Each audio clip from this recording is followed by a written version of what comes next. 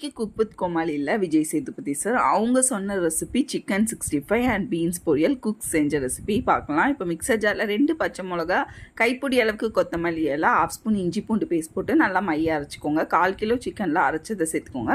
தேவைக்கேற்ப உப்பு சேர்த்து நல்லா மிக்ஸ் பண்ணி கொடுத்துட்டு 2 ஸ்பூன் அளவுக்கு தயிர் சேர்த்துருக்கேன்.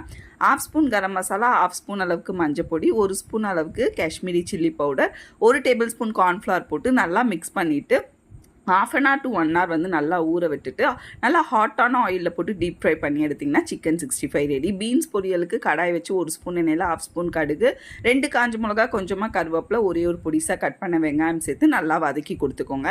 இப்போ பொடிசாக கட் பண்ணி வச்சுருக்க பீன்ஸையும் ஆட் பண்ணிவிட்டு தேவைக்கேற்ப உப்பும் சேர்த்து நல்லா வதக்கி கொடுத்துட்டு கொஞ்சமாக தண்ணி ஊற்றி பீன்ஸை நல்லா வேக வச்சுட்டு லாஸ்ட்டாக கொஞ்சோண்டு தேங்காய் துருவல் சேர்த்து மிக்ஸ் பண்ணி இறக்குனீங்கன்னா ஒரு சூப்பரான பீன்ஸ் பொரியல் அண்ட் சிக்கன் 65 ரெசிபி ரெடி. கண்டிப்பாக ட்ரை பண்ணி பாருங்கள். டேஸ்ட்